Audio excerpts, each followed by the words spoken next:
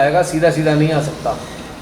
जैसे कोई दुर्रांत अपराधी होते हैं, उन्हें बेड़ियों में जकड़ा होता है, वो बेड़ियों में ही चलते हैं ऐसे ऐसे, देखा है आपने। ये सजा मिली होती है एक तरीके से, और वो सजा उनके अंदर अहंकार के रूप में प्रकट होती है, इसलिए वो सारी ऐसी हरकतें कर रहे होते हैं। इसमें बताओ, एक माँ बाप है, उनका बच्चा घिसटते हुए उन तक आए तो क्या उन्हें अच्छा लगेगा? अगर रास्ता मुश्किल है तब भी घिसट के आ रहा है, तब तो ठीक है। अगर रास्ता साफ है फिर भी घिसट के आ रहा है तो खड़े होके आ रहा, वही तो समझ नहीं आ रहा इसका। जगह गुफा ऐसी है तब तो घिसट के आ रहा है, तब तो ठीक है। हाँ, सीधा रास्ता मेरे पास आना है, वहाँ घिसट के आ रहा है तो लगेगा यार। इसीलिए तो मैंने कहा वो सजा पाया मुजरिम है, उसको कहा है तू जो है जकड़ के आएगा ऐसे करके। जैसे टीचर है ना, टीचर बच्चा बहुत शैतानी कर रहा है, टीचर ने कहा मुर्गा बन जा, और ज़्यादा शैतानी करी है, एक किताब और रख दी टीचर ने, ये गिरनी नहीं चाहिए। तो ये सजा पाए हुए लोग, उनकी जहनीत एक अहंकार के रूप में प्रकट होती है, फिर वो वाला काम कर रहे होते हैं जिससे कि उनका जो भी सजा पाए, भाई जा तो अब मैं तेरे को ऐसे स्वीकार ही नहीं करती, और वो लेकिन उसका प्रदर्शन होता है अहंकार का। अब हमारे यहाँ कावड़ की तरफ से जब जाते हैं, बाप रे, मेरे को तो ऐसा लगता है मैं कितनी मुसीबत की दुनिया में आ गया। कान फाड़ संगीत सुबह से शाम तक चलता है, मेन रोड से घर 500 मीटर अंदर है जो सरनजीत जी, मतलब इतनी हाई पिच डीजे होते हैं, हमारे घर के शीशे थर थरार होते हैं, मुझे लगता है अब टूटे अब टूटे अब टूटे, इतनी भयंकर आवाज़ आती है। तो क्या ये पागलपना है? अब ये पॉल्यूशन करके गाड़ियाँ बंद कर दी, जो ये नॉइज़ पॉल्यूशन फैलाते हैं उनका कोई कुछ करता है क्या? और इतने गंदे जनरेटर चल रहे हैं उसके अंदर, गाड़ियों में ट्रकों में जनरेटर पड़े हुए हैं, कच्चा धुआं फेंक रहे हैं जो फिल्टर्ड भी नहीं हो रहा है, गाड़ियों में तो स्पेशल फिल्टर लगे हुए हैं, तब पॉल्यूशन नहीं दिखता इनको। एनसीआर में जो बैठी हुई है, चाहे वो गवर्नमेंट सेंट्रल गवर्नमेंट की हो, चाहे वो दिल्ली की गवर्नमेंट हो, तब ये पॉल्यूशन नहीं दिखाई देता उसको? क्यों नहीं बैन करते इस चीज़ को? ये घुटने के बल पे चलने पे एक कोटेशन आती थी इंग्लिश में, लेकिन अब मैंने इस ग्रुप में आने के बाद कोटेशन को चेंज कर दिया है जी। वो इंग्लिश की कोटेशन थी, the shortest distance between you and Shri Mata ji is when you kneel down go down at her lotus feet. अब इसको कोटेशन को मैंने चेंज कर दिया, अब जब से थोड़ा ज्ञान हुआ है, चेतना जागृत हुई है। The shortest distance between you and Shri Mata ji is when you keep her at her Sahasrara and your heart.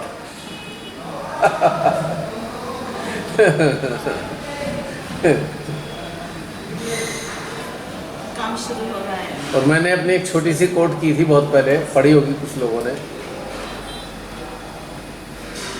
God is sitting inside us, into our heart, behind the veil of thoughts. Just drop the veil and see Him sitting, smiling. Drop the veil of thoughts. Thoughts के पर्दे के पीछे ही हैं, वही है भगवान। पर्दा गिराओ, भगवान हाजिर है। इसी तरह एक और वो था, सब कुछ मांग लिया श्री माता जी से, श्री माता जी को मांग कर उठते नहीं हाथ मेरे इस दुआ के बाद। वाह, क्या बढ़िया बात है। हमें तो कुछ मांगा ही नहीं, बिन मांगे मिल गया।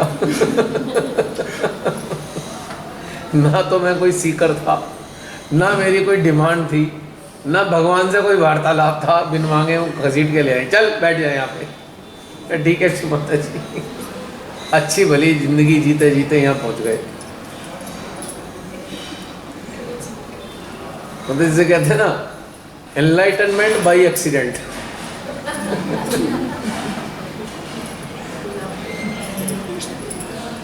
कुछ देख लिया होगा उन्होंने, और ज़्यादा नालायकी करूँगा जीवन में, उनका भाई यहीं रोक दो इसे। Accidents are good sometimes. Of course, जब एक्सीडेंट होते हैं कुछ बहुत अच्छे लोग भी मिल जाते हैं, वही हुआ मेरे साथ में। हमेशा खराब ही लोग नहीं मिलते। कई बार किसी गाड़ी से टकरा गए, एक तो ये गाड़ी वाला भाग गया, एक है बहुत अच्छे लोग हैं, उन्होंने प्यार से संभाला, अरे बेटा कोई चोट लग गई हो तो बताओ, I am sorry, very sorry, आपको हॉस्पिटल ले चले। तो यहाँ पर एक अच्छी फीलिंग डेवलप होती है। तो मैं तो मुझे ऐसी लगता है कि बाई एक्सीडेंट ही है यहाँ पे। अब कोई एक्सीडेंट कैसे अचानक से घटनाक्रम बना, ना कभी सोचा, ना कोई डिमांड, ना कोई थिंकिंग, ना कोई खोज। तो मेरे अंदर एक लाइन गाने की बोल दी होती है, ये कहाँ आ गए हम, जा कहीं और रहे थे पहुंच कहीं और गए। नहीं, पर मज़ा आया जब आए, बड़ा अच्छा लगा, स्वर्ग में आ गए। बाद में पता लगा भैया स्वर्ग के रास्ते में बड़े कष्ट बहुत हैं।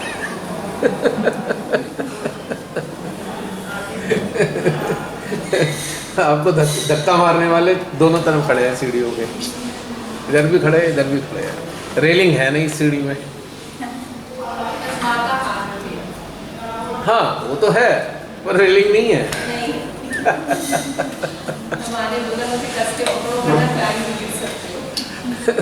आपने अपनी अनुभूति शेयर करी। अच्छा, ओहो, करूँ? ये तो सब बोर हो जाएंगे। पुराने वाले लोग तो सबने सुनी हुई हैं। लगेगा। सुनाऊं? देखो इसमें पड़ी है कि नहीं। नहीं, वीडियो वाले में है, अनुभूति वाले वो तो है, में है। वीडियो में तो है। आपने देखी नहीं वीडियो वाली? अच्छा, देखी नहीं है? मैं थोड़ा मीडिया पे कम रहती हूँ। अच्छा चलिए।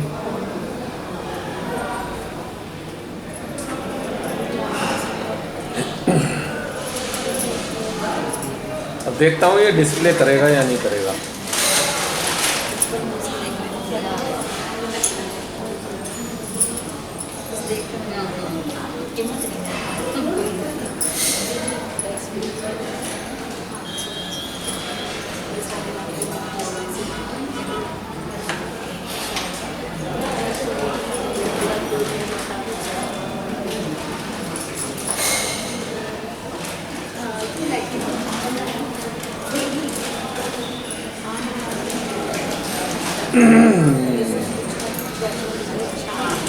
चलो एक सामने डिस्प्ले हो रही है, लिखता वैसे इस पे हूँ नोटपैड पे, फिर मैं उस पर कॉपी पेस्ट कर देता हूँ। सुनाऊं? हालांकि दुख हो नहीं रहा, फिर भी दुख वाली अनुभूति सुना देता हूँ और सुनाकर आपको थोड़ा दुखी और कर देता हूँ।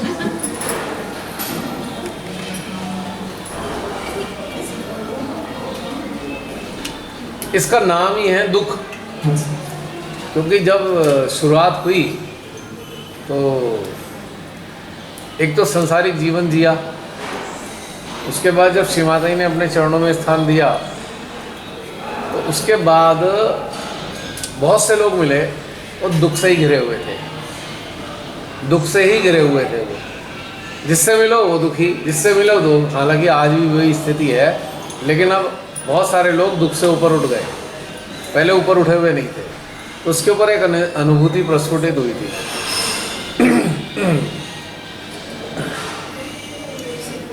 ए दुख, ए दुख, तुझे हजारों सलाम मैं करता हूँ।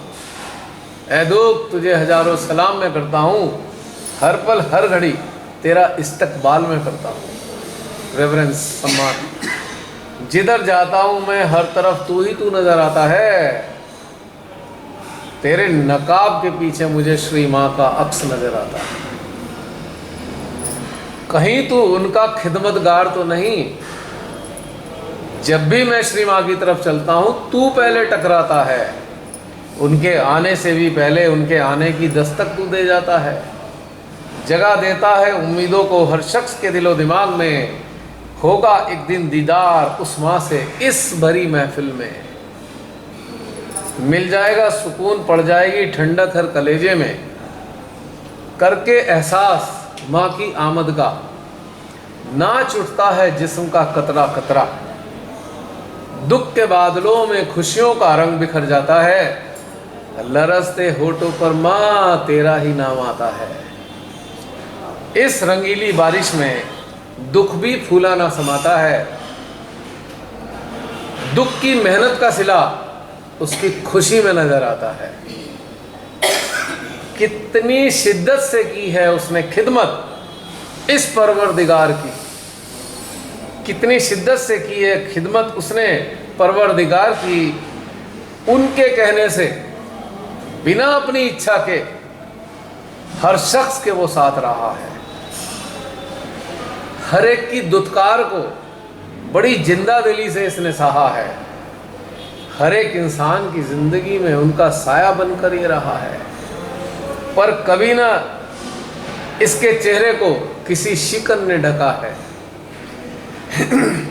यदि सीख लेनी है तो सीख ले लो इस दुख से। अल्लाह ताला ने बनाया इसको बड़ी शिद्दत से, बड़ी मेहनत से। अपना सारा वक्त उन्होंने इसे ही तो संवारने में लगाया है, कहीं नजर ना लग जाए इसके माथे पे काला टीका लगाया है। अपनी ताकत देकर उन्होंने इसे सबसे ताकतवर बनाया है। इसे देखकर अच्छे अच्छों के होश ठिकाने लग जाते हैं। ये सामने अगर आ जाए तो भूत पिशाच भी भाग जाते हैं। अरे इसकी सोच कर तो शैतानों को भी पसीने आते हैं। इसी की तपन से ही तो रात दिन जलता है आफताब। इसके एहसास से ही तो बेरौनक होता है महताब। इसके आते ही तो दौड़ जाता है सुख। इसकी तकलीफ से ही तो उठते हैं तूफान।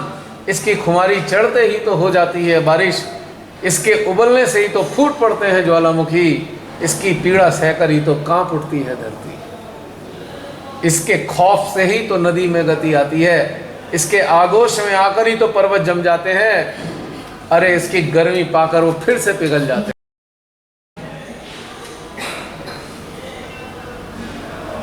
अरे इसकी ताकत से तो असुर भी सुर में आते हैं। चक्रों के दिलो दिमाग पर जब चोट इसकी पड़ती है, बिलबिलाती सी कुंडली लहरा कर उठती है। कुंडली की दुलार से फूट पड़ते हैं सुर, तब कहीं जाकर उत्पत्ति होती है सुरीले संगीत की। अकेलेपन के दुख से ही तो माँ ने सृष्टि बनाई है। दुख से बनी इस दुनिया में तभी तो दुख की रसाई है। इसी के कारण तो माँ आदि के जन्म, इसके होने से ही तो सुख की औकात समझ आई है। इसी के कारण तो माँ आदि ने जन्म लिए 1000।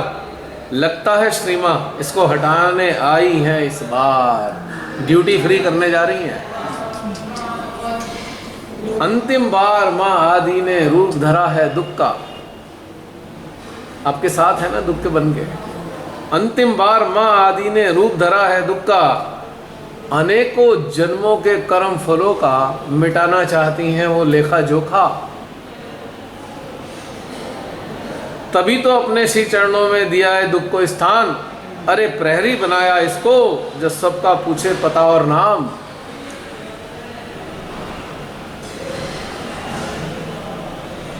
लगता है ये दुख कोई और नहीं, स्वयं श्री गणेश जो लेते परीक्षा हर प्राणी की, देकर उसे दुख के जाम, बैठाते उसको तब श्री चरण में, लेकर परीक्षा सुबह शाम। जो खरा उतरे उन्हें उनकी इस परीक्षा में, उसे मिलती मित्रता इस दुख से, तो कैसे असर भला उसको दुख का होगा। सखा बनकर जो हरदम संग चलेगा, जो निभाएगा आजीवन इस दुख को, उसे श्री माँ का दरबार मिलेगा। सुख की चाहत जिससे छूट जाएगी, वही चेतना ही तो हृदय में श्री माँ के स्थान पाएगी। फिर दुख की वेदना उसे कैसे होगी, जब स्वयं दुख बन के श्री चरणों में ही समा जाएगी। इसीलिए तो हर हाल में ये दुख बड़ी खुशी से रहता है। दुनिया जहान के गमो सितम ये अपने दिल ही दिल में लिए फिरता है। उफ तक नहीं करता है कमबख्त कभी। हर रोज और तकलीफ सहने की और इच्छा रखता है अभी। बड़े मुकद्दस रोज खुदा ने इसे बनाया है। मुकद्दस होता है शुभ। बड़े मुकद्दस रोज खुदा ने इसे बनाया है। देकर नाम अपना इसे मंदिर मस्जिद गिरजा गुरुद्वारों में पुजवाया है। दिखाकर डर इसका जानवरों को भी इंसान बनाया है। जून बदल गई। अरे लगाकर साथ इसे ही तो इंसान के, उनको ही तो पैगंबर बनाया है। तो ये थी दुख की महिमा। ये अनुभूति है 2006 की। भैया एक आपने एक समर्पण के ऊपर भी लिखी थी ना, शिवाजी की घटना जो माँ के बर्थडे पे आपने लिखी थी। वो तो कौन हो तुम है। बहुत सुंदर है। आपने पूरा हृदय के भाव बात की है। वो तो श्री माता जी ने चरणों में लिया था 2000 मार्च 2000 में, 19 मार्च 2000। बहुत पावरफुल है बहुत। और ये जुलाई के अंदर से, जुलाई में 2000 में प्रस्फुटित हुई थी हृदय से। और वो ओरिजिनल फीलिंग है ना। अब ये दुख की भी ओरिजिनल फीलिंग है।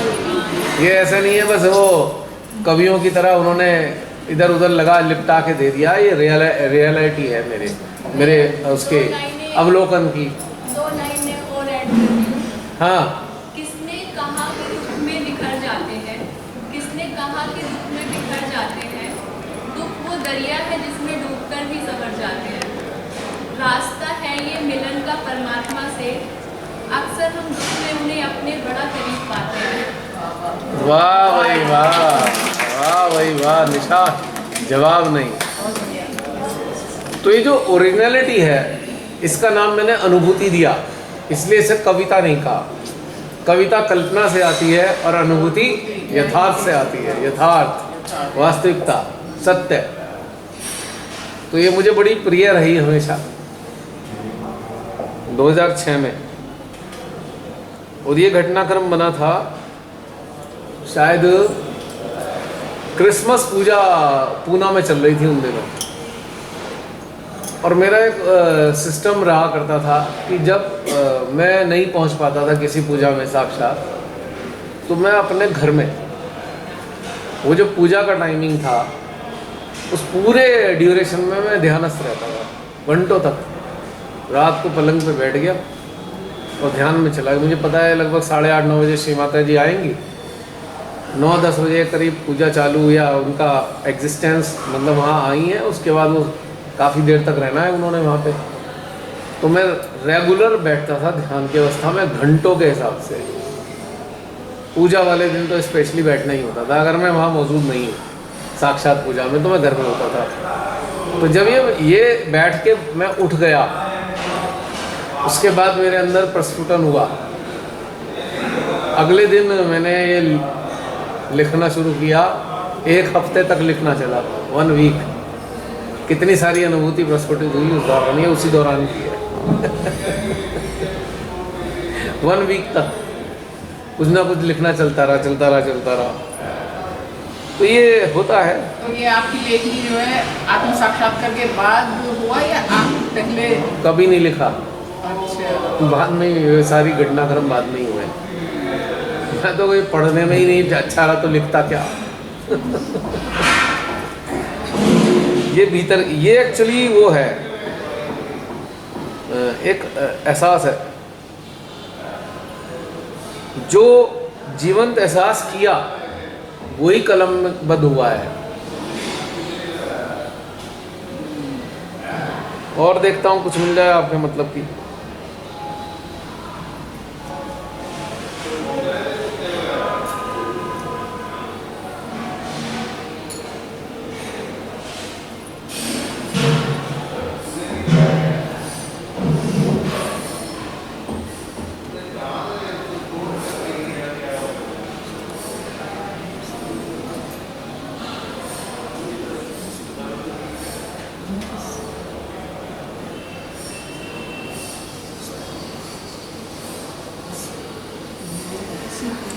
एक छोटी सी अनुभूति है, 2015 की है।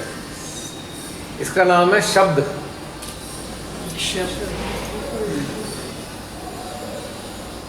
शब्द तो उसकी जुबा होते हैं, शब्द तो उसकी जुबा होते हैं जब हम उसके तलबगार होते हैं। शब्द तो उसकी जुबा होते हैं जब हम उसके तलबगार होते हैं। शब्द ही छुरी तलवार होते हैं जब हम मन के कगार होते हैं। शब्द ही मीठी बयार होते हैं जब हम राही ये प्यार होते हैं। शब्द ही उलझाए, शब्द ही सुलझाए, हमको जिंदगी की हकीकत से मिलवाए। शब्द ही आग, शब्द भी पानी, नहीं है दुनिया में इसका कोई भी सानी।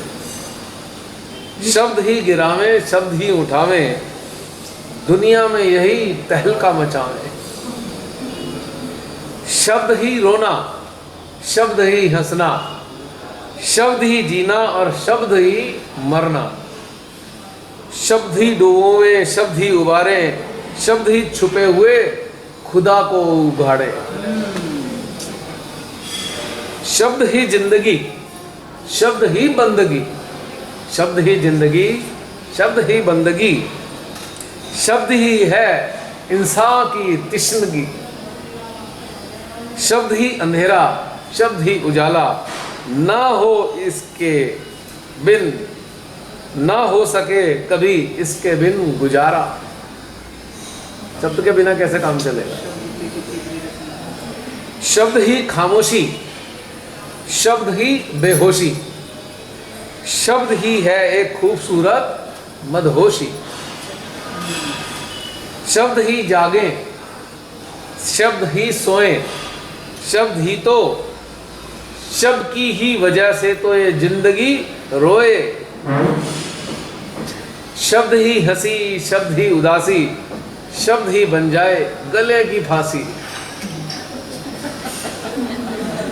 शब्द के बिना ये दुनिया है अधूरी, शब्द के बिना ना होए ये जिंदगी पूरी। तो ये थे शब्द। इसमें जो आपने अभी स्टार्टिंग में वो शब्द बोला सानी, इसका क्या अर्थ है? तो सानी का मतलब बेस्ट है ये। अच्छा, सानी बोलते हैं, इसका कोई सानी नहीं, दिस इज द बेस्ट, इसके कंपैरिजन में कोई नहीं है।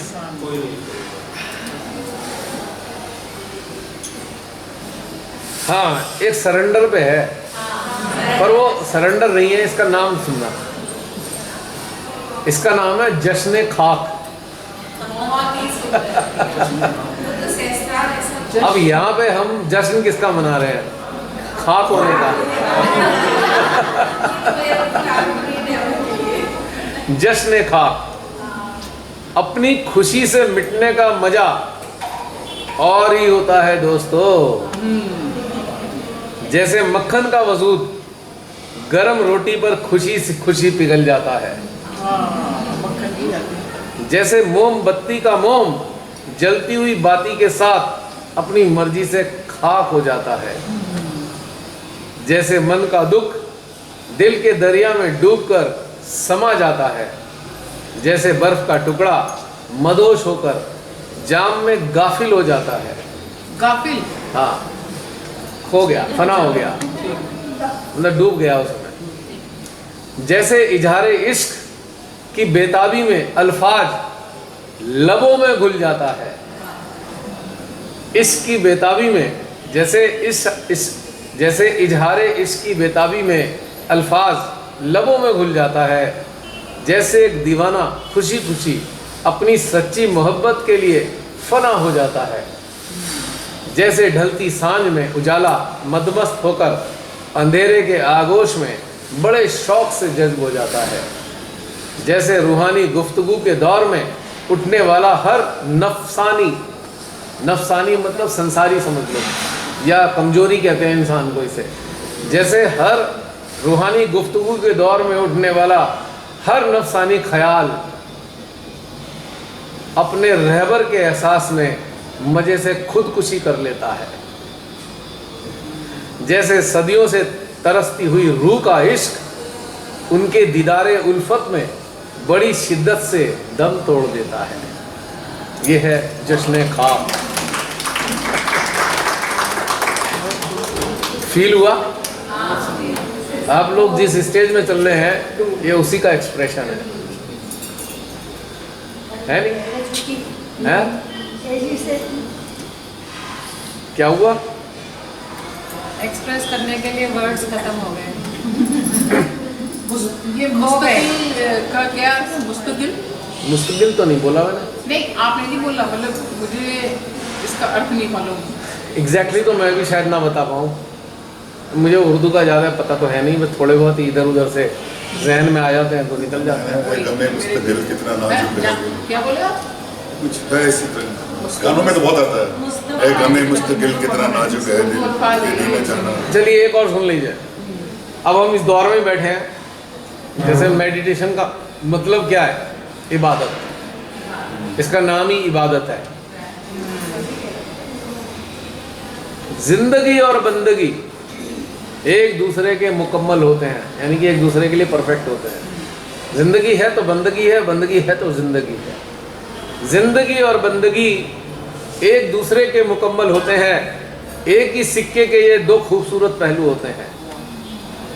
अगर भरपूर जिंदगी जीने की इच्छा होती है तो शिद्दत बंदगी से जुड़ने की तलब होती है। अगर आशिकी बंदगी के कदमों में सुबह शाम होती है, अगर आशिकी बंदगी के कदमों में सुबह शाम होती है, तो यही हकीकत इश्क की दास्तान होती है। फिर ये जिंदगी तोहफे में तब्दील हो नुमायदार होती है, मैनिफेस्ट होती है। फिर उसका आगाज दिल ही दिल में होता है, जो एक अपना ही अक्स सा मालूम होता है। वो कोई और नहीं, हम ही तो हैं, हम कोई और नहीं, वही तो हैं। जो अपना ही अक्स सा मालूम देता है, फिर इसी अक्स का हर एक दिल में दीदार होता है। जब अपने दिल में उसका अक्स दिखने लगे तो दूसरे के दिल में भी उसका अक्स नजर आता है। फिर इसी अक्स का हर एक दिल में दीदार होता है, जिसका एहसास जिस्म का कतरा कतरा करता है, वाइब्रेशन आते हैं। जिसकी मौजूदगी का बयां वो नूरानी चेहरा करता है, जिसकी दीवानगी नस नस में एक नशा सा भर देती है, जिसकी मोहब्बत मदहोश सा कर देती है, जिसकी फितरत बेहोश सा कर देती है, जिसके सुरूर में ये दुनिया गाफिल हुई जाती है। उसी की इबादत में डूबी है ना। जिसके सुरूर में ये दुनिया गाफिल हुई जाती है, जिसकी आमद से इस कायनात का जर्रा जर्रा महकता है, जिसका तसव्वुर तड़पती रूहों को चैन देता है, जिसकी आशिकी में फना होने का दिल मचलता है, यही तो उसकी इबादत का इकलौता सलीका है नहीं? बस भाई यही तो सलीका इबादत का मतलब थोड़ी आंख बंद करके बैठ गए। आपका पूरा वजूद इसके चरणों में जा रहा है, और जो ये चाह रहे हैं वो आप कर रहे हो, तो यही तो इबादत है। इबादत मंत्रों का बोलना थोड़ी है खाली, नहीं? क्यों बहन, ठीक लग रही है? बहुत ही बढ़िया। क्योंकि क्या होता है कि ये जो स्थिति है इसके ऊपर लिखने वाले बहुत ही कम हैं। एक तो इसको महसूस करने वाले ही बहुत कम है, और महसूस करके लिखना, महसूस करके इसको एक्सप्रेस करके इसको लिखने वाला तो बहुत ही रेयर होता। मैंने बहुत पहले सबको कहा, मैं वही बोलता हूँ जो महसूस करता हूँ, वरना मैं मुंह ही नहीं खोलता हूँ। चलिए इसी सिलसिले में एक और सुन लीजिए, ये भी उर्दू वाली है। आप इधर आके सुना दो। अरे नहीं, ठीक है, सामने इसका मेरे को कोई शौक नहीं है। इसका नाम है आरजू ए जन्नत। इसी के लिए हम यहाँ बैठते हैं, आरजू ए जन्नत, कि भाई जन्नत मिलेगी। उनकी बाजुओं में मौजों की रवानी है, माँ के बाजुओं में मौजों की रवानी है, उनकी पनाहों में ये रूह दीवानी है।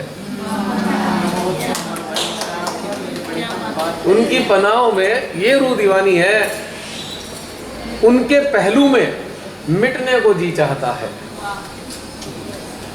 उनकी पलकों में रहने को दिल मचलता है, उनकी निगाहों में दिल डूबने का करता है। उनकी मोहब्बत की इंतहा कहीं नजर नहीं आती। उनकी खामोशी मेरे सारे जहां को है गुदगुदाती। उनकी तबीयत का ये नाचीज कायल हो गया है, अब तो ये काफिर हर खुशी और गम से जुदा ही हो गया है।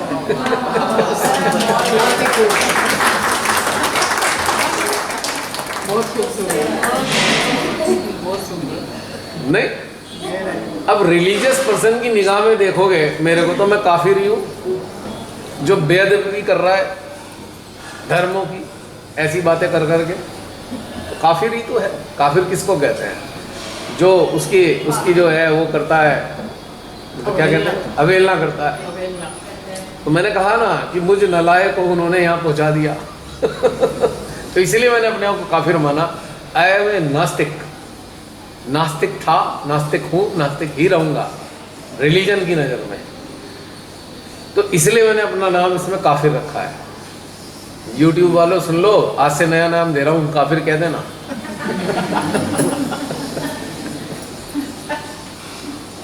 तांत्रिक पुराना हो गया। हैं? तांत्रिक पुराना हो गया। नया ही जान लिया।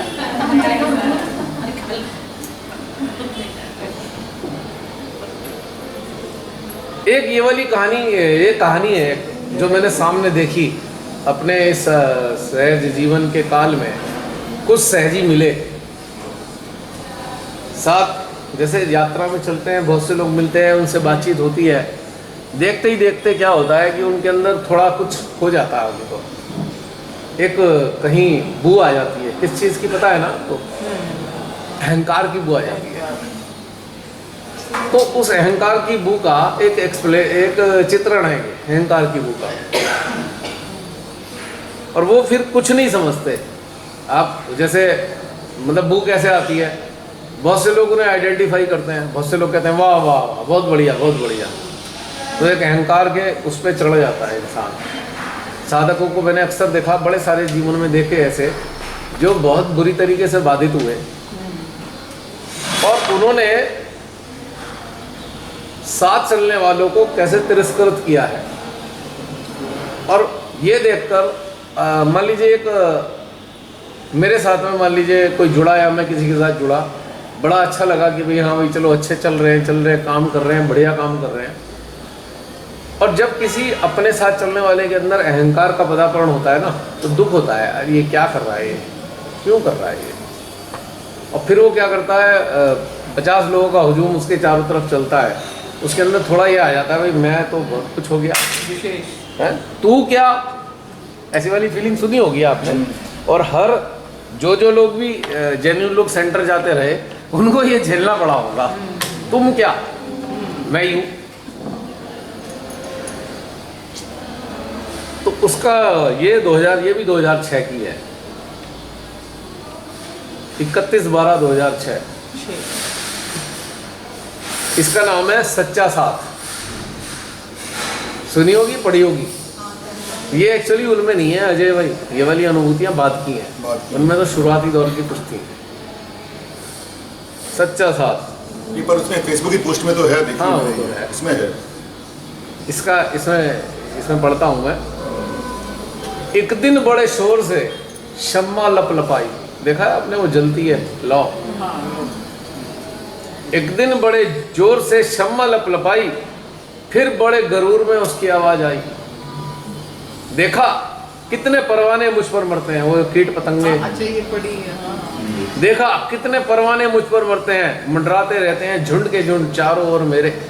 कीट पतंगे घेर लेते हैं ना उसको। कितना सुंदर रूप है मेरा, क्या शख्सियत मैंने पाई है, मेरे चारों ओर चाहने वालों की लगी लंबी लाइन है।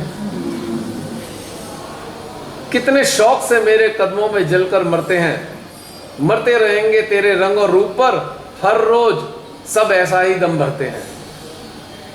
आप एक रात को अंधेरे में जला के देख लो, देखो कहां से निकल के आते हैं। सुनकर उसकी दर्द भरी बातें मोम से रहा नहीं गया, सुनकर उसकी दर्द भरी बातें मोम से रहा नहीं गया।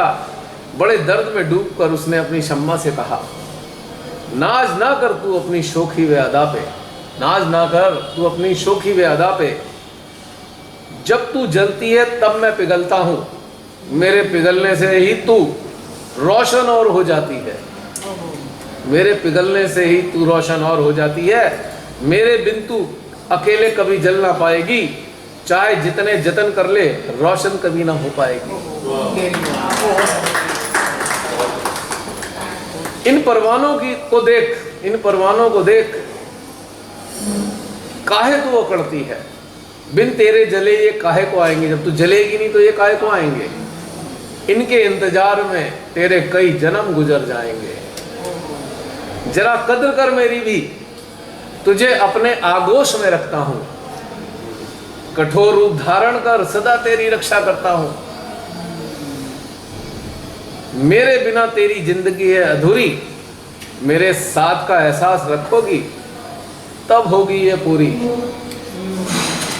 जब तक मैं हूं तब तक ही तो तेरी जिंदगी है, जब तक मैं हूं तब तक ही तो तेरी जिंदगी है, तेरे जलने में भी तो मैं तेरा साथ निभाता हूं।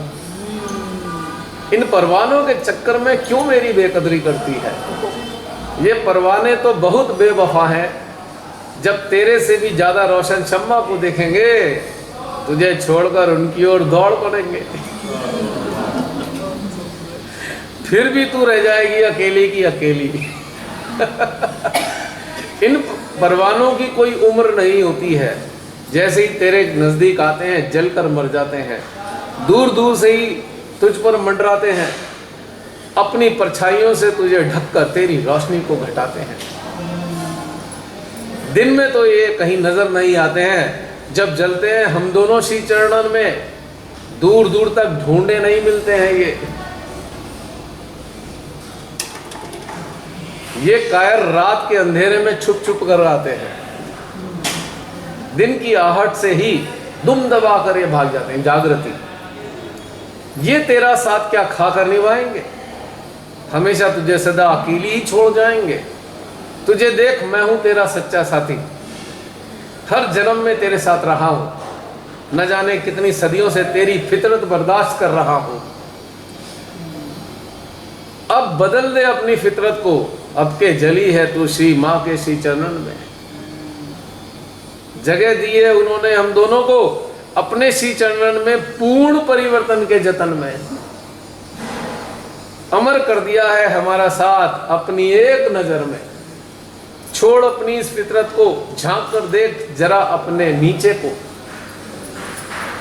मुस्कुरा कर देखता हूं तुझे अपनी बाजुओं में भींचे। तुझे नहीं पता तुझे हरदम निहारता हूं, पीता रहता हूं जाम पर जाम तेरी शोक नजरों के। दिल ही तुझ पर जान देता हूं, मिटा मिटा कर अपने वजूद को तुझे और रोशन में रखता हूं। अब ये वार्तालाप किन के बीच है, जानते हो ये वार्तालाप किन के बीच में? मोम और वो तो है, लेकिन इसके पीछे कौन है?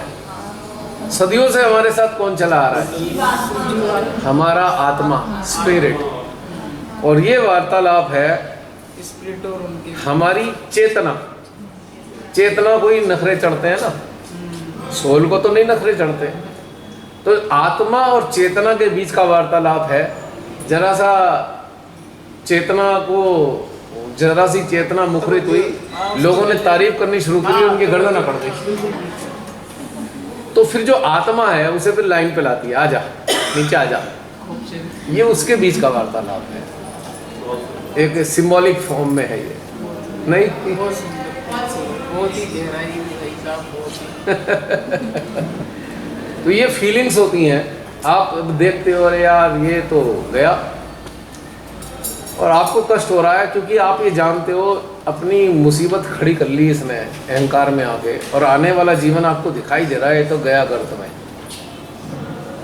और आपने काफ़ी मेहनत की हुई है कि भाई चलो उठ जाए, ये हो जाए, वो हो जाए, क्योंकि मरी हुई कंडीशन में मिला होता है बहुत से लोग, बिल्कुल मृत प्राय। फिर वो धीरे धीरे खड़े होते हैं, बाद में उनके अंदर ये अहंकार जन्म ले लेता है कि हम तो बहुत कुछ हो गए। तो सोचो मेरे जैसा मामूली इंसान को इतनी पीड़ा होती है, माँ को कितनी पीड़ा होती होगी, होती है ना। श्री माता ने अपनी पीड़ा जाहिर भी की है ना, नौ वाले पन्नों में।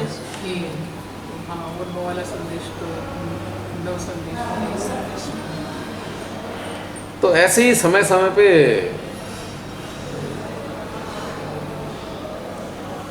ऐसी समय समय पे अनुभूति होती रही और वो बाहर एक्सप्रेस होती रही।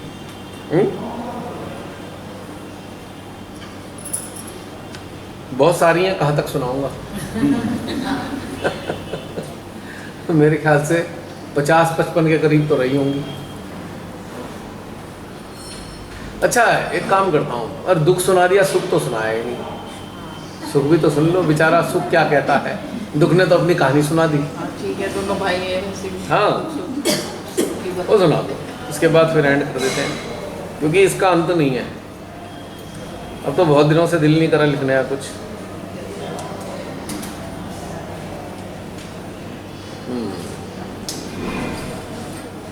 इस सुख का नाम रखा है मैंने तड़प। तड़प सुख को ही होती है, दुख का कोई झंझट नहीं है। आप देखो, अंदर झांक के देखो, तड़प किस चीज़ की है? सुख पाने की तड़प, सुख को रखने की तड़प, सुख के साथ रहने की तड़प, खो जाए तो फिर से पाने की तड़प। तो इसका नाम मैंने तड़प ही रख डाला। चलो इसको परमानेंट नामकरण हो गया, तड़प।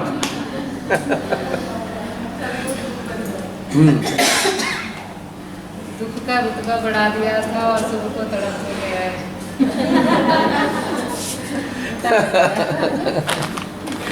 चलिए सुनिए।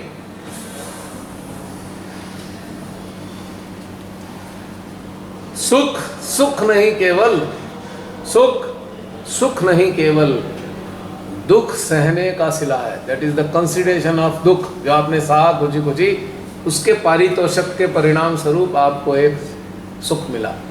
सुख सुख नहीं केवल, दुख सहने का सिला है। इस सुख को अल्लाह ताला से गिला है। क्यों मुझको इतनी कम उम्र जीने का मौका मिला है? हर आदमी क्यों मेरे पीछे पड़ा है? हर कोई मुझे अपने साथ बांध कर रखना चाहता है, पर मेरा जिस्म उसके हाथ से हर रोज फिसलता जाता है। खुदा ने मेरे जिस्म पे एक अजीब तेल मला है। जो पकड़ता है मुझे वो पूरी जिंदगी तड़पता है। जो पकड़ता है मुझे पूरी जिंदगी तड़पता है। इस तेल का असर आजीवन उसके दिलो दिमाग में बसता है। अरे सुख था, कब आएंगे वो दिन? इसी की निशानी को लेकर वो मुझे ढूंढते भटकते फिरते हैं। मुझको फिर से पाने की चाहत में दुख के हर दौर से गुजरते हैं। कर जाते हैं वो सभी कुछ जिसको करने की ताकत वो नहीं रखते हैं। रोते छटपटाते हर घड़ी हर पल मुझे ही वो याद करते हैं। कभी कभी डिप्रेशन तो कभी एग्रेशन में वो यूं ही वक्त खराब करते हैं। मेरी छीना झपटी में वो हर पाप तक कर जाते हैं। कर कर के अच्छे बुरे कर्म वे 1,84,000 के चक्कर में आते हैं। देख देख कर मेरे सपने वो अपने को भरमाते हैं। रहता हूं मैं जब उनके साथ, सुध मेरी नहीं लेते हैं। जाता हूं जब दूर में उनसे, फिर मेरी ओर चल देते हैं। कैसा अजीब चक्कर ये चलाया इस परवरदिगार ने। खुद करके मुझे वो आगे, खुद वो पीछे हट जाते हैं। इसलिए दुख से तड़पते लोगों के पास वो भेजते मुझे हैं। सुख के रूप में उन्हें खुद अपनी झलक दिखलाते वो हैं। सुख और दुख ये दोनों उनके ही रूप बने हैं। श्री चरणन में आकर दोनों एक रूप हो जाते हैं। दिया भ्रम है दुनिया को उन्होंने अपने तक आने का। दिया भ्रम है दुनिया को उन्होंने अपने तक आने का। सच्चे हृदय से जो दुख अपनावे वही इस भेद को जानेगा। सुख से दुख है, दुख से सुख है, बन गए ये अर्धनारीश्वर। दोनों भाव जो मिल जाते कहलाते ये ईश्वर। इधर से देखो खड़े वो मिलते हैं, उधर से देखो खिलखिलाते वो हैं। दोनों को देखता जो एक साथ, पाता वही श्री चरणन में वास। रहती नहीं इच्छा कोई उसके आसपास, करता है वो कैलाश में निवास। ना इधर रुकता है ना उधर भटकता है, रखता नहीं वो किसी से आस, बन जाता है वो दाता, हर रोज केवल उसी से है पाता, ना उसे कोई दुख व सुख सताता, हर वक्त वो अल्लाह ताला से है बतियाता, उनका दिया इंसानी जीवन मौज से है बिताता, वास्तविक रूप से सहजी बनकर राग श्री माँ के गाता। तो ये था हमारा सुख।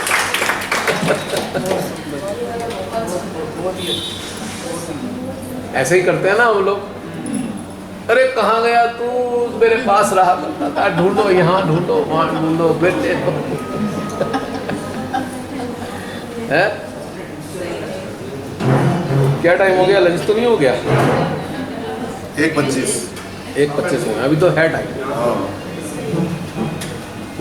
तो कैसा महसूस हुआ, ये अनुभूतियाँ आपके अंदर कुछ घटित हुई?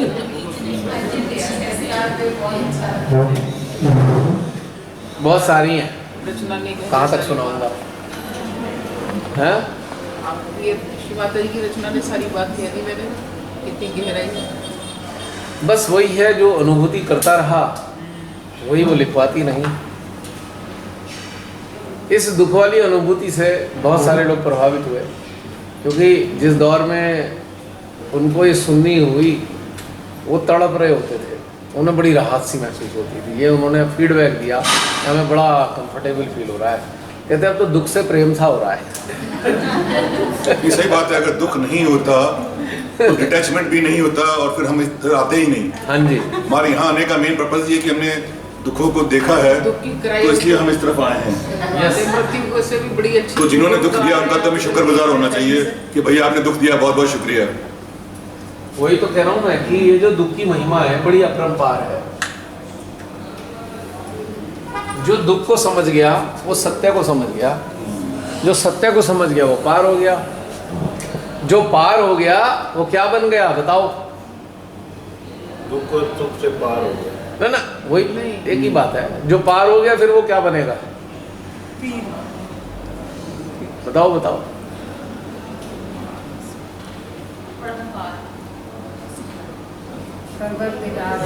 देवता नहीं, वो तो चलो ठीक है। अब हम वो तो एक कहने वाली बात है, लेकिन अभी वो जीवित है। मुक्त पार हो होके क्या गया, बन मुक्त हो गया? गया, मुक्त हो गया। पार होने का मतलब ही मुक्त है, लेकिन उसके बाद क्या बनेगा वो? पार होने के बाद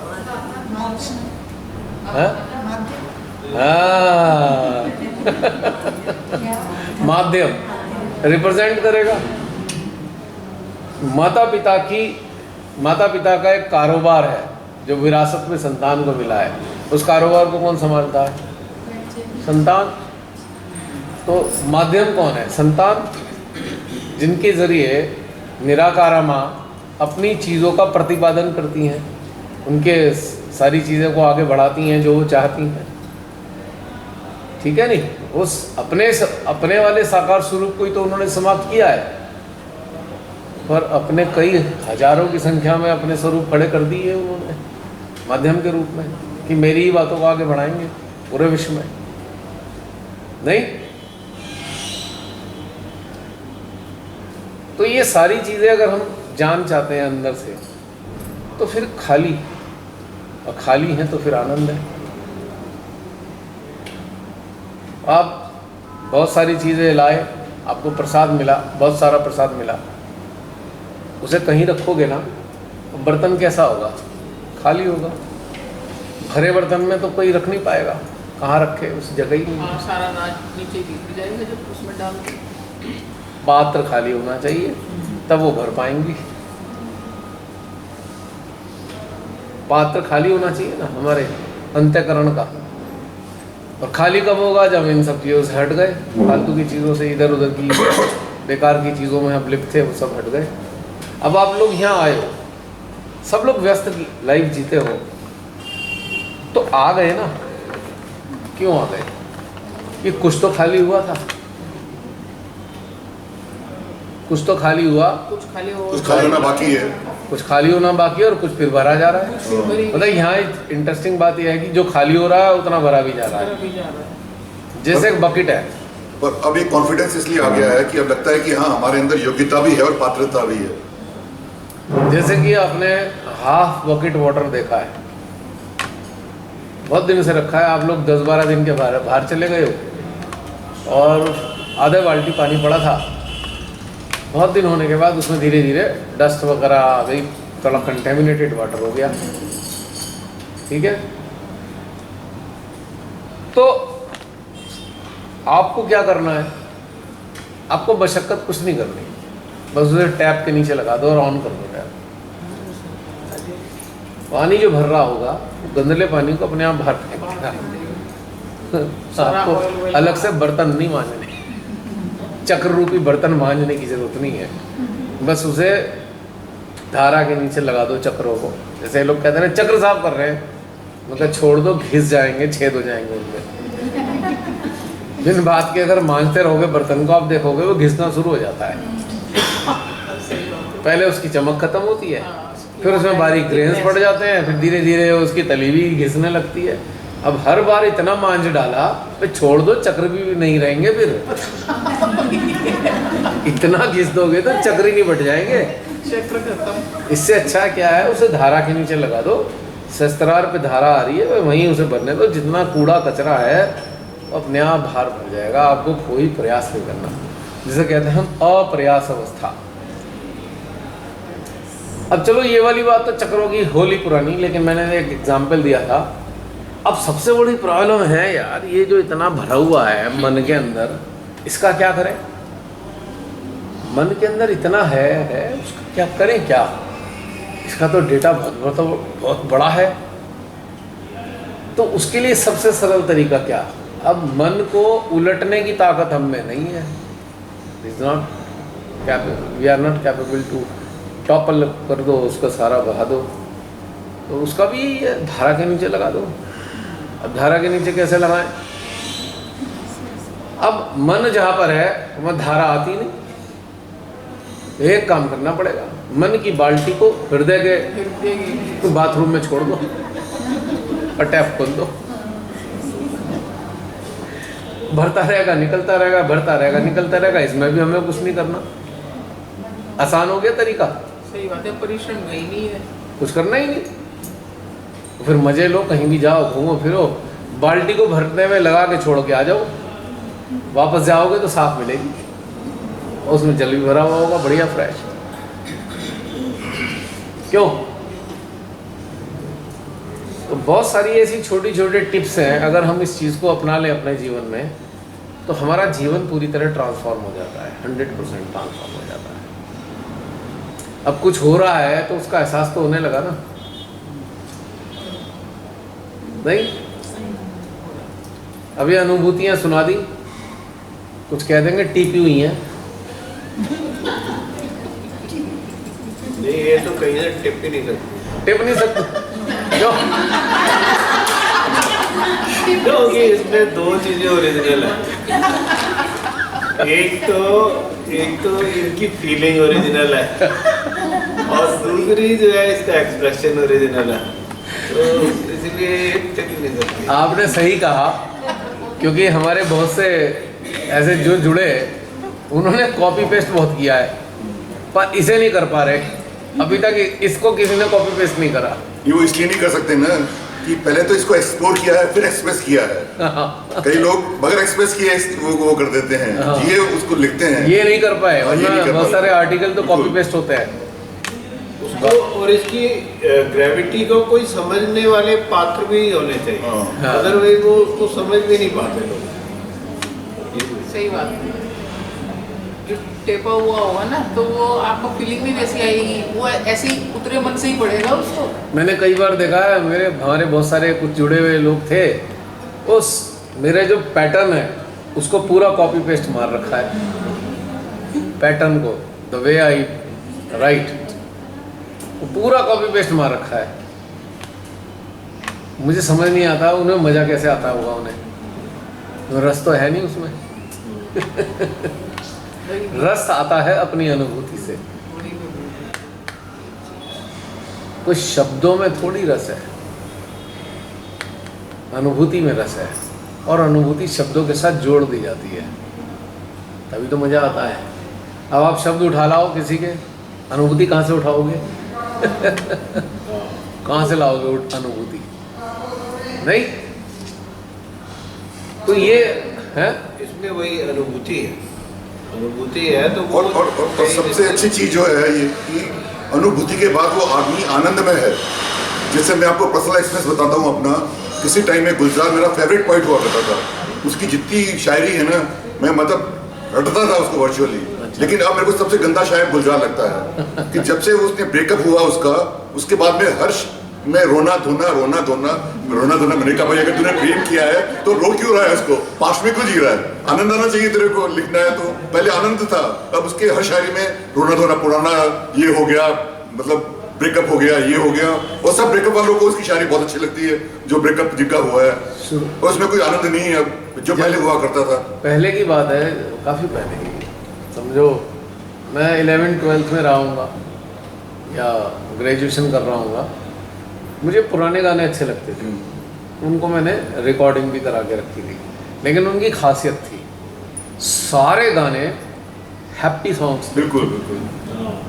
अब वो मुकेश का रोना, यार बंद कर रोना, क्यों रुला रहा है, मैं तो खुश हूँ, तू मुझे क्यों रुलाए पड़ा है? मेरे फ्रेंड लगाते ये वाला गाना लगा दे। मैं कहा ना, बिल्कुल नहीं लगाऊं। क्यों? अब मुकेश का। मैं कहा भैया मुकेश को रोना धोना है, तू रोता रहे, हमें नहीं रोना तेरे सुन के। वो समझ नहीं आते थे मेरे को रोने धोने वाले कभी भी। ये वाली बात टेम्परामेंट था शुरू से, ये रोने धोने वाली बात है, बेकार है। पहली जिंदगी में दुख कम है, जो अब रोने के लिए भी टाइम निकालो। अब आप उसमें डैक पर सुनो रोना, अब फिर दुखी हो। बड़े लोग बड़े सैड सॉन्ग सुनते हैं, ये हो गया वो हो गया है। भाई छोड़ दे, जान छोड़ दे हमारी, बंद कर दे, या तो इसे झेला नहीं जा रहा। टेम्परामेंट उनका वैसा है ना, उनको उसमें मजा आता है।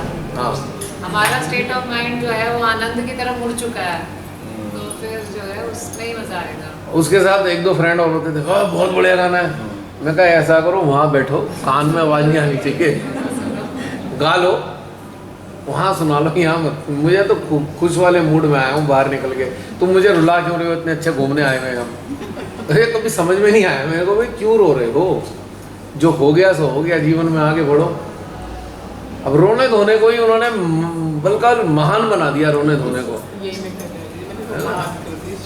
वो जो विरह के गीत है वो उन लोगों को पसंद आ सकते हैं, हमें तो परमेश्वरी से मिल गए हैं ना। हाँ। तो अब हमें वो विरह के गीत बिल्कुल समझ ही नहीं आते, क्योंकि हमारे अंदर एक आनंद है ना परमेश्वर का, तो हमारे अंदर वो आनंद है, वो एक्सेप्ट ही नहीं करता विरह को। या हृदय में बसंत फूटी हुई है, तू रोने वाले कारण सुना रहा है। नहीं, यहाँ तो बसंत ऋतु चल रही है, तू पतझड़ के गाने गा रहा है। बल्कि जाके देखो तो ये मिलेगा, जब दिल ही टूट गया जी के क्या करेंगे। भैया कहीं डूब के मर जा। अरे दिल टूट गया तो अच्छी बात है यार, भगवान की तरफ जा, तू रो क्यों है? तू दिल टूट गया तो। बहुत सारे सहजी मिले, फोन पे बात कर रहे हैं, भैया बहुत परेशानी हो रही है, मेरा ना मरने का दिल कर रहा है। मैंने कहा ठीक है मर जाओ। है तुम नहीं तो मरने का दिल कर रहा है, मैं क्यों रोकूं? मैं तुम्हारा जीवन, तुम्हारा शरीर, तुम इसके मालिक हो, तुम मर जाओ, मुझे क्या दिक्कत है। लेकिन मुझे आके बताना जरूर मरने के बाद मिला क्या। फिर उसके बाद वो मुझसे नहीं कहते यार ये तो कोई सिंपैथी नहीं है, बड़ा क्रूर टाइप का इंसान है तो। मैंने कभी नहीं कहा नहीं ऐसे नहीं करते, मैं मर जाओ, दिस इज योर चॉइस। और उसके बाद आगे बताना कैसा था। मैंने कहा मेरे साथ बहुत सारे सहजी बात करते हैं, मुझे बता दोगे तो उन्हें बता दूंगा। नहीं, उसके बाद उन्होंने कभी मरने की बात नहीं करी। इसलिए ये वाली मजेदार बात है कि एक व्यक्ति आपको कर रहा है फोन इसलिए कि वो थोड़ी सी सांत्वना और उसको थोड़ा सा वो मिलेगा दूसरे व्यक्ति से। अब पता चल रहा है दूसरा व्यक्ति ने बिल्कुल सपाचट कह दिया, हाँ मर जा। सच्ची में कई बार ऐसा किस्सा हुआ, उसके बाद सक पका गए, तुम ही तो कह रहे हो मरना है, मैंने तो कुछ कहा उनसे, मैं तो किसी को रोकता नहीं। आप ये कहते ही जब उसने 2 कदम पीछे हटा लिए मैं मरूंगा नहीं। उसके बाद बात तक नहीं करी मरने की। ऐसे ही ना मेरी दीदी उनके घुटने में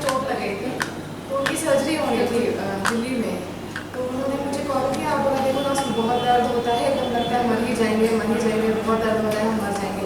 तो मुझे समझ में नहीं आया कि इनको सिंपैथी चाहिए। तो मैंने बोला नहीं दर्द करेगा बहुत, लेकिन कोई मरता नहीं है इसके ये घुटने के चोट से, मरिएगा नहीं, आप चिंता मत कीजिए। तो बोली इसको तो बात ही करना बेकार है। ठीक हो जाएगा, चिंता मत करो, मरना मत।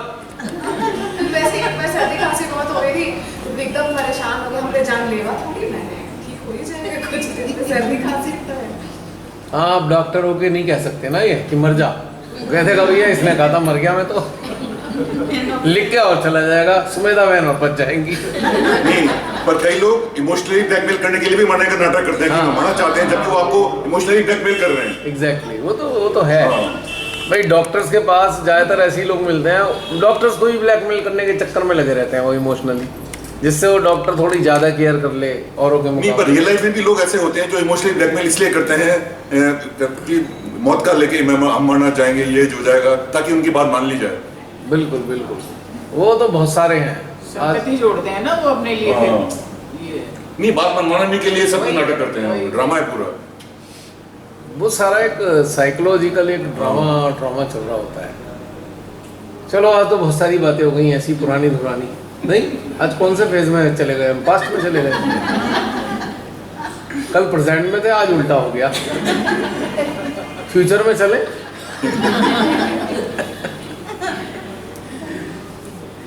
गर्मी तो नहीं आ रही वर्तमान में चले, भूतकाल से? टीना बहन, भूत तो नहीं आ गया? मरने जीने की बातें चल रही थी थोड़ी, कहीं आ लिया होगा कोई, एक आध तो आ ही गया होगा। अभी याद भी नहीं आता उसको। अच्छा, तो भूत कह रहे होंगे ये मेरी बहन बड़ी बेवफा हो गई है, पहले हमारा बड़ा ध्यान रखती थी, बड़ी बेरहम और बेमुरव्वत हो गई। वो अपना परम मित्र मानते होंगे, उनको झटका लग गया।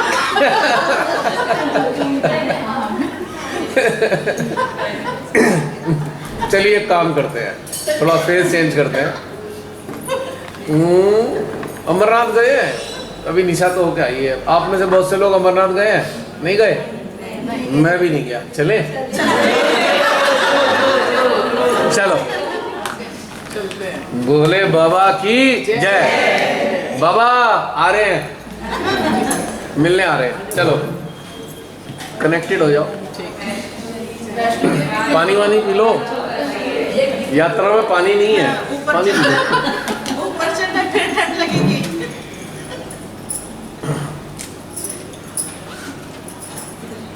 बाबा भी कहेंगे यहाँ तक आए, मुझसे मिल के नहीं गए, चलो भाई चलते हैं। माँ देवी वैष्णो माँ से तो मिला है, अब उनसे और मिल लेते हैं।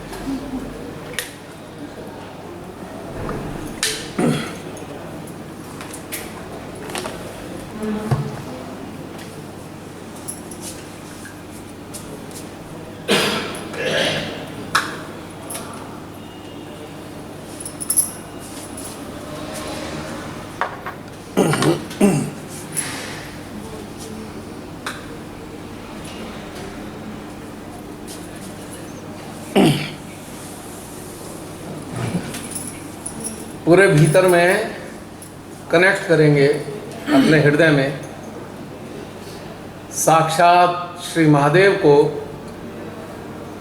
श्री अमरनाथ जी के स्वरूप में।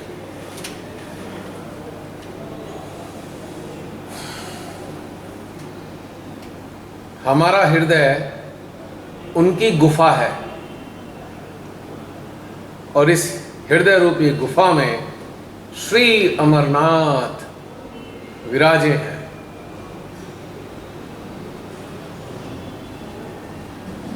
देखा क्या खिंचाव शुरू हो गया है शस्त्रार पे, फील कर रहे हैं? सेकंड में ही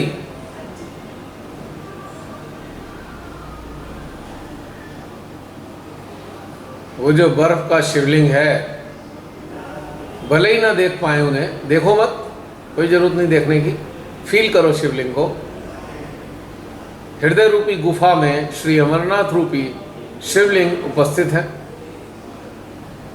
और इस शिवलिंग के चारों ओर हम सभी सूक्ष्म चेतनाओं के रूप में बैठ जाते हैं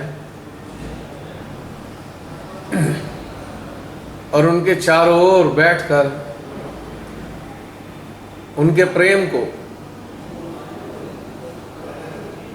अपने सहस्त्रार पर और सहस्त्रार से अपने हृदय में आत्मसात करते हैं। महसूस करेंगे जो अपने सहस्त्रार से हम उनका प्रेम ऊर्जा के रूप में ग्रहण कर रहे हैं, वो तरल द्रव्य बनकर उसी शिवलिंग के ऊपर बूंद बूंद करके गिर रहा है।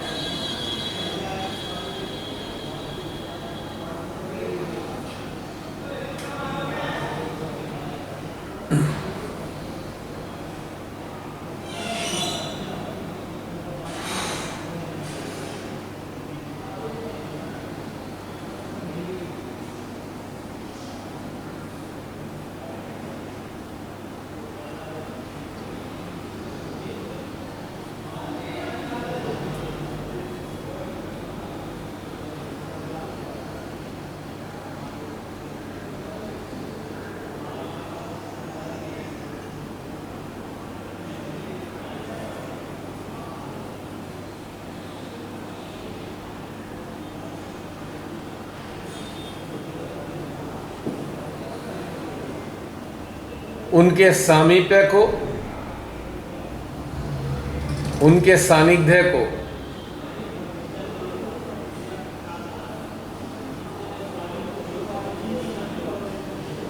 महसूस करेंगे।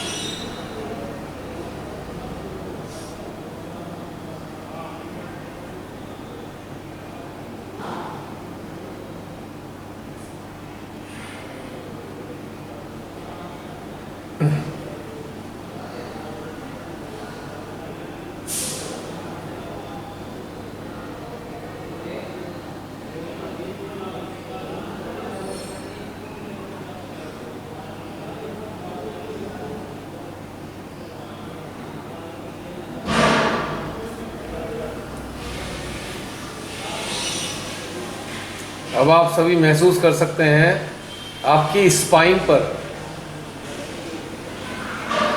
शोल्डर पर, कॉलर बोन के पास के हिस्से पर शीतलता की अनुभूति घटित हो रही है।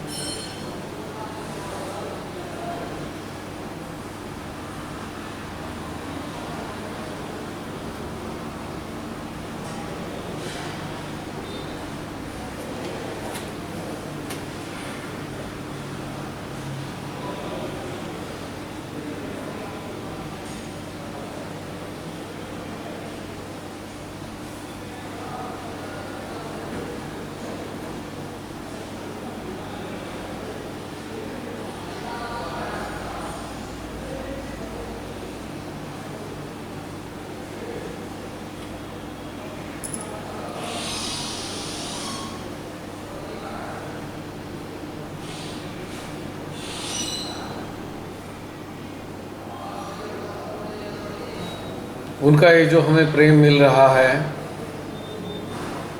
इस प्रेम को हम